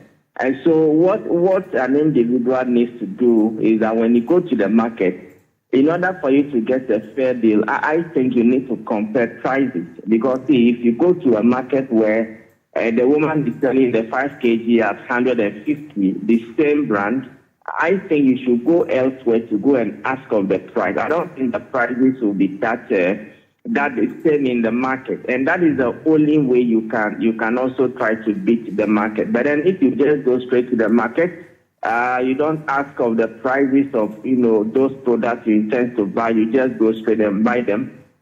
You may end up buying them at a very exorbitant prices. So I think that comparing prices from different sellers is one of the ways that we can tackle this issue of inflation going down, but prices still remain high. Okay, sir. Thank you so much. That is very impressive. So, viewers, from Mr. Nelson, you need to be able to compare prices before you purchase your item. But a very quick one on this very incident of inflation and cost of living. Inflation is now 3.8%, reducing rates, as you explained. Utility has increased over the months, over some period. So households are now complaining. On this very issue, what should government do so that the ordinary Ghanaian could really feel the impact of this economic stability that we are talking about? Okay, so as I did indicate, feeling the impact of the economic stability as a household, once the rate at which prices are increasing has slowed down, what it technically means is that it's going to increase your purchasing power. Okay. Now, if you say what can government do, are we saying that government should go into the market and let's say Makola and regulate prices in the market? That's what some are preaching. Well, I mean that is somebody's school of thought, but I think that may be a bit difficult for government to begin to controlling prices. I mean, in other jurisdictions it is done. But I mean, in Ghana, in other jurisdictions, basic goods like bread, sugar, and those basic stuff that household needs, the prices are fixed, and so you are not expected to increase it. However, I mean, if you go to the market, you want to buy a butter bread, a loaf of a butter bread. Some may sell it to you 30, some may sell it to you 25, and some may even sell it to you at 20. Yeah. You understand? So it becomes very difficult, even though the raw materials or somebody you say the input that they use in their products, I mean, in doing the bread is the same. They want to take advantage of maybe one, the location, or two, I mean, whatever, to fix their prices. So that is where I see a bit of a challenge when government intends to intervene by regulating prices. I think the best way forward is for the authorities to embark on education to sensitize, educate, and conscientize these market operators to the effect that prices must be reasonable to correspond with, the economic stability that we are enjoying. Because, see, government is putting in all these efforts just to make sure that cost of living and standard of living for Ghanaians is a bit, reduced. And so when government is putting in its efforts, but citizens are trying to stifle the effort of the government, somebody said, did we go or did we come? I mean, so I think education is needed, conscientization is needed, and sensitization is needed, most especially with the leadership of the economic operators within the market, so that they can also educate their members to the effect that prices must really come down. Because if you go to the port, the prices that they used to pay some few years ago is not the same as what they are paying today. And we expect that to reflect in the final price to the consumer. But as I did indicate earlier, this is just a normal, typical Ghanaian business-minded attitude that, I can't reduce prices. Have you seen transport operators reducing prices of late? Even though prices at the pumps have reduced significantly and a bit stable now, they are not reducing. So I think government has to embark on this education and sensitization tool to make sure that, market operators generally comply with the directive, so that whatever we buy in the market will correspond to the reduced inflation figures that we are seeing. Thank you so much for that. Before we move into the discussion of the lending rate, monetary policy rates, what advice will you give to households, viewers, on the aspect of inflation being 3.8% and cost of living, they're not seeing it? What should they do? What items should they go for? Or what advice will you give them so that they would actually feel the impact of the inflation rate being 3.8%? So I think we have mentioned it already that it is prudent to compare prices. I mean, you don't just go to market and buy anything. You need to compare prices from 3 or 4 shops and see which one is on the lower side. Okay. And then also, I mean, now that prices are generally down, most especially fuel and other products, I think the savings that households will be making as a result of those reduced prices should also be used prudently. You see, as I did indicate, I used to fuel my tank with a little over 900 Ghana cedi, but now I'm doing about a little over 300 Ghana cedi, which means that there is a savings in there. Yeah. The question is, what am I using that savings for? I think that those money should be channeled into investment, and so that you can feel the real impact that, as a result of the reduced prices, I've been able to, save this, because at the end of the day, your purchasing power will increase, you have surplus, and the surplus needs to be invested somewhere. Thank you so much, sir, for such input. We just want to go to the monetary policy discussion, monetary policy rate and Ghana reference rate. As we speak, monetary policy rate is around 15.5%. Ghana reference rate for February is around 14.3%. And the question people keep on asking is that lending rates or interest rates, banks make us understand that whenever monetary policy rate is dropping, Ghana reference rate is dropping, then we should be able to have a feel in it in terms of borrowing cost that an ordinary Ghanaian goes to the market to, goes to the banks to have. That's not what we are seeing, or that is not what is really happening. Could you just give us a brief on why monetary policy rates reducing, Ghana reference rates reducing, but we are not really seeing that marginally in the interest rates on bank loans? Okay. I think it's a very, very good question. And let me begin by saying that the fact that the monetary policy rate or the benchmark interest rate has reduced does not necessarily mean that lending rates must also reduce, because the banks will also tell you that it is not only the MPR that they factor into consideration before deciding their lending rate. Okay. What the banks do is that they take the Ghana reference rate as the benchmark rate and they adjust it with their risk premium. Okay. And so you could see a bank that is doing plus, let's say 5%, depending on how risky the customer is, or a bank can also do about 2 or even 1.5%, depending on the risk of the borrower. Okay. Now, what it also means is that the banks are also in business to make a profit. And so the fact that GRR has reduced, the monetary policy rate has reduced, even the 91-day treasury rate is also hovering around 10.83%, does not necessarily mean that their lending rate will reduce. But the fact of the matter is that this time around, we have a governor who is fixated so much on achieving a single-digit lending rate. And if that is the case, then it means that we expect the MPR to come down further. Currently at 15.5%. Yeah. Inflation is at 3.8%. So you can see that there is a huge gap between the MPR and, inflation. And so we expect a more aggressive rate cut.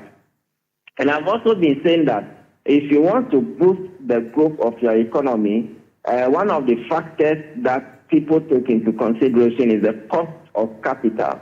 Yes, and so if lending rates are still high, the Ghana reference rate is also low, and even MPR is still low, what it's going to do is that it's going to demotivate businesses from borrowing. Because you cannot grow an economy with a lending rate well above 30%. That is too much, because what can businesses do in a year when they borrow 1 million at a rate of 30% to pay back that 30%, which is about 300,000, and also make some profit for themselves? And so I think gradually, the lending rate will come down, but it will not be something immediate. That to the extent that the reference rate is around 14.58%, then we also expect the individual banks to also cut down on their rate aggressively. We expect the reaction from the banks to be, in piecemeal, as in step by step, because before the banks can price a loan, they don't only take into consideration, the GL Act. A lot of factors are taken into consideration before they price their loan portfolio. Okay. Then thank you so much for that. But since you happen to be in the banking sector, we would like to get this education from you. In terms of risks that's been added to be able to determine the lending rate or the interest rate on loans, in business and household or individual, which class of people do the banks consider being the high risk? And also, does it mean that loans given to ordinary person or ordinary salary worker, monthly salary worker, interest rate is different from that of the business owners and the small and medium enterprises? Okay, so the riskiness of a customer is dependent on so many variables. Don't forget that the banks, their stock that they work with is cash. The banks are not necessarily interested in collateral. Okay. The banks are mostly interested in your capacity to pay back the facility that you have taken. Okay. And so you can say, I have a house in Dodowa, which is about 1 million Ghana cedi, but I need a loan of 100,000. Yes, I mean, the collateral value is well above the amount you are requesting for, but that is not a motivation enough for the bank to give you the facility, because as I did indicate, the stock that they work with is cash. So they want to see how you pay back the cash. They want to see your liquidity, position before they can give you the cash. If you are a salary worker, they want to be sure that if they give you the money, you will not run away or you will not leave whichever public sector or government worker you are. So a lot of factors will be taken into consideration in order to determine, your risk, nature. And so as I indicate, the classification or the categories of borrowers will determine the kind of risk that will be attributed to a particular, borrower. For instance, if you take an SME, an SME that sells on daily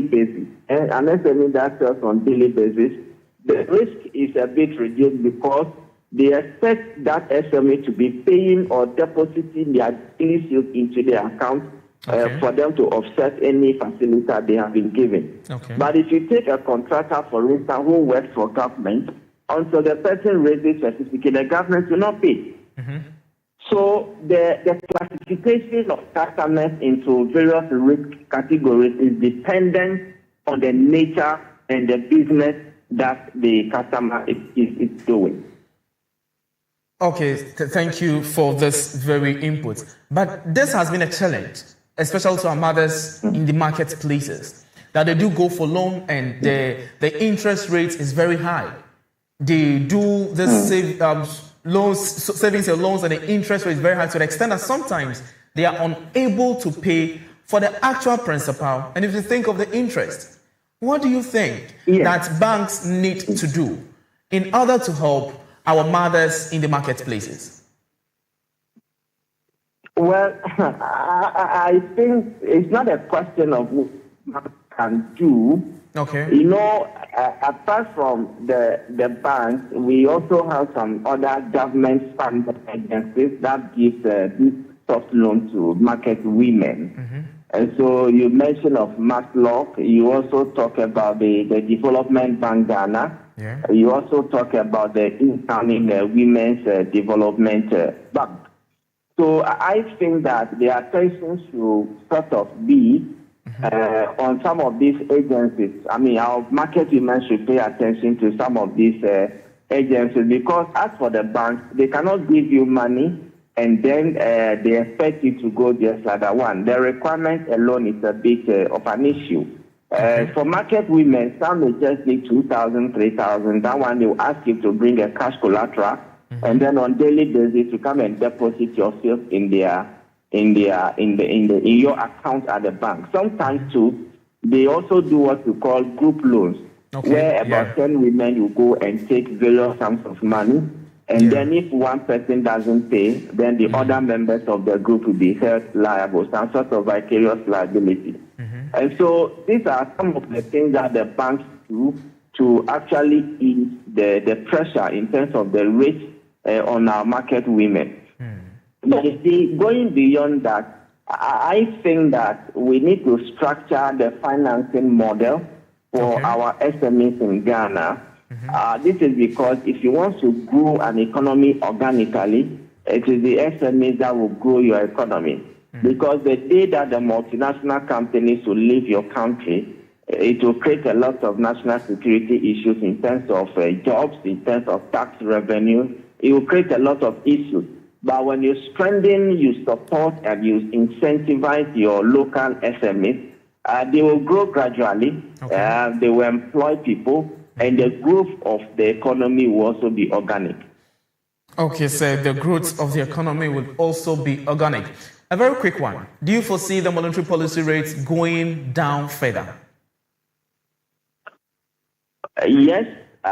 From where we sit as market watchers, and considering the fact that the governor is so fixated on achieving a single-digit lending rate, we expect the policy rate to come down by some 200 to 300 basis points. Once that is done, then it means that we are inching closer to a single-digit lending rate, because automatically, when the MPR comes down, we expect the benchmark reference rate, which is the Ghana reference rate, to also come down. So now, even if the banks are adding their various risk premium or their premium to the GRR, we expect the average lending rate to also be, coming down towards a single digit. So we expect the rate to come down by some 200 to 300 basis points. Okay, thank you so much for the input on the issue of monetary policy rates, Ghana reference rates, and the average lending rate, or what household and business should expect when they go to the bank for any loan, and what they are going to pay as the loan cost actually on that very thing. So I would like us to move from the monetary policy rates discussion, and now let's focus the discussion on the issue of the currency. As a country, how our currency has been stable and how it has appreciated annually above 20%, close to 30%, which is one historic in Ghana's history. And the issue is, what has been the magic to our currency stability in this 1 year period? Well, I think that we need to give credence to the leadership of the central bank for some tough decisions that they took last year that actually culminated into the stability of Ghana cedi, and to the extent that the Ghana cedi is ranked as one of the best performing currencies in Africa. I think that they need to be commended. Some of their actions were criticized by some market players, but some of us foresaw that the actions will actually inure to the benefit of the country. Now, one of the factors that actually gives strength to a local currency is the quantum of reserves that you have built, over the period. And last year, gold prices actually played a fantastic role. A significant role in terms of building our reserve. We ended the year, I think, with a reserve position of well over $13 billion. And that has actually helped, in terms of the stability of the Ghana cedi. Because last year we did a lot in terms of gold export, and that has actually helped us to build that reserve. So the number one factor that actually contributed to the stability of the cedi was basically the quantum of gold export that we did. That actually helped us to build some level of reserve to support the cedi. Then also another factor that I may attribute to the stability of the city has to do with the various policies and directives that Bank of Ghana issued during the year in terms of FX operations in Ghana. Okay. I recall few of them where if you go to the bank to withdraw, dollars from your account, there's going to be a percentage charge. And that was a disincentive to a lot of people going to withdraw cash over the counter, which means that we had a lot of foreign currency in circulation to meet the demand of those who actually made them. So that also contributed to the stability. Then also on the fiscal front, I think there has been a very stern warning from the finance ministry to the extent that all transactions in Ghana must be invoiced, must be priced, and must be paid for in Ghana city, which means that there wasn't so much pressure regarding transactions in Ghana using dollars or any other, base currency. So these were some of the factors that actually give strength to the city during 2025. So, thank you so much, sir, for such an input.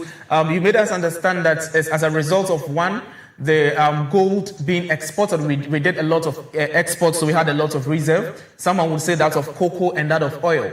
So now, currently as we speak, we have a situation with cocoa sector crisis, where it was reported that over 500 metric tons of cocoa outside the country, that is Ghana cocoa products outside the country, are not being purchased because our prices are high.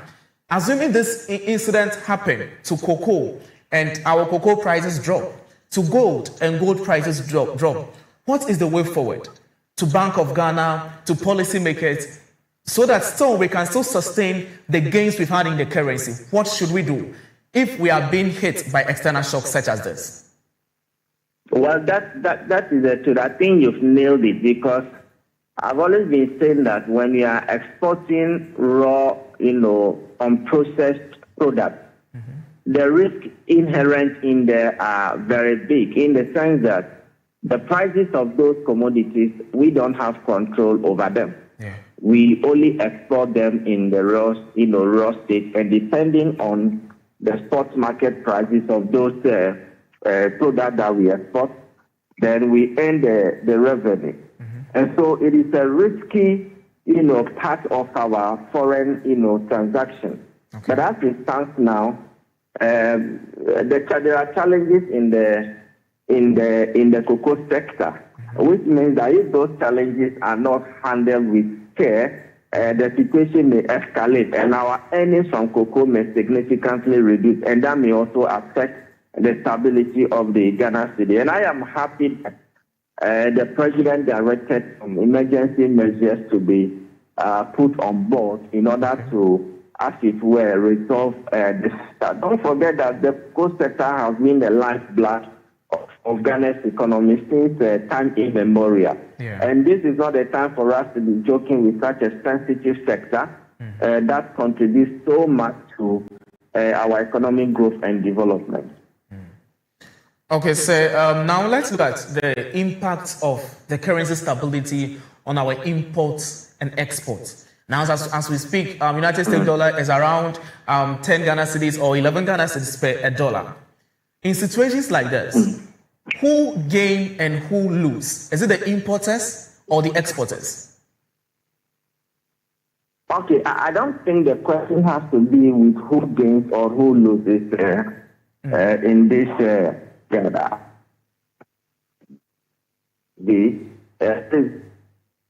the Ghana's economy. Now, when your currency is appreciating or over appreciating, what it means is that it makes your goods out there less competitive. I mean, you cannot compete favorably with other players in the international market.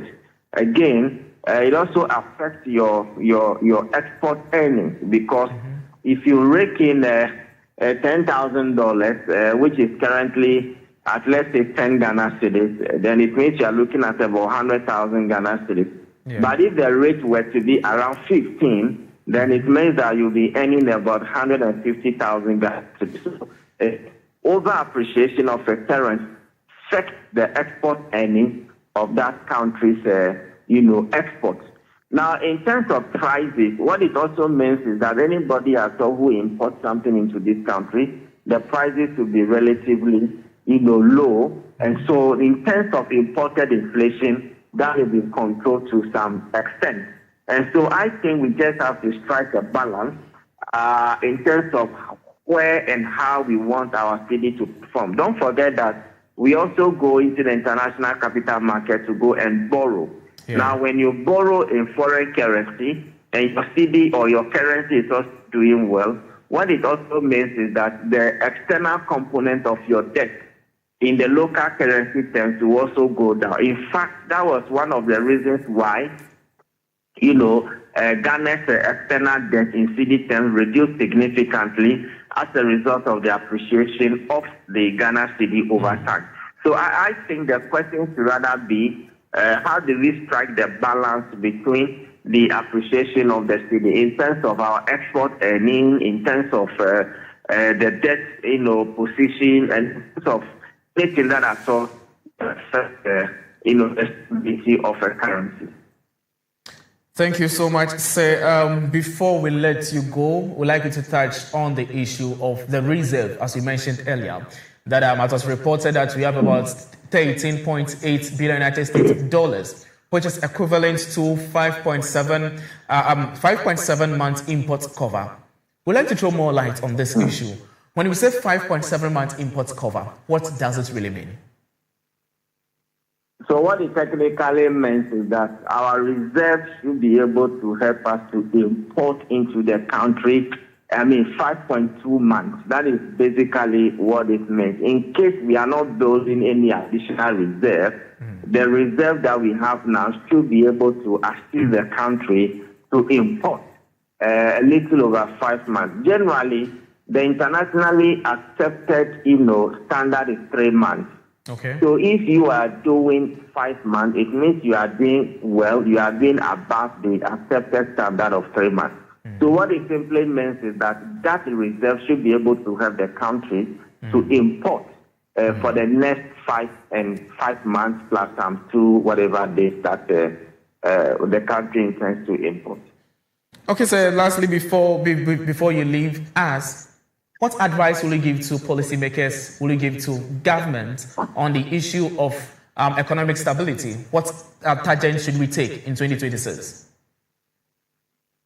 Well, I think it's very simple. All the policy measures, interventions, and, things that please.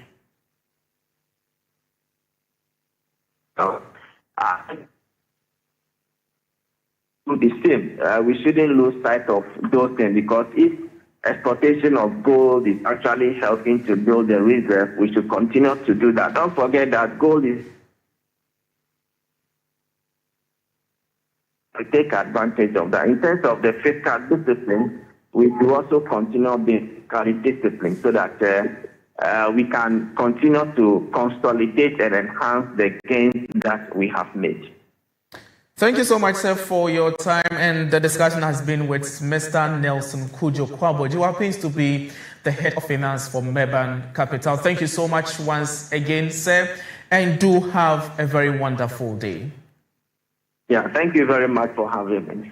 You're always welcome. So that has been the discussion on the macroeconomic stability and why you are not really seeing the translation in your pockets, and it has been explained that when you see inflation drop to somewhere 3.8%, it doesn't necessarily mean that prices of goods out there is actually reducing, but rather it is not increasing, but increasing at a very slower pace. And it's also made us understand in terms of monetary policy rates and lending rates that even though monetary policy rate is coming down, even though Ghana reference rate is coming down, it doesn't necessarily mean that when you go to the banks to borrow, you would expect lower interest rates on loans. And he also projected that in terms of monetary policy rates, he's projecting a 200 percentage point decrease in monetary policy rates in our next monetary policy committee meeting. An advice he gives to all households is that make sure you compare prices before you purchase any item. As I told you earlier,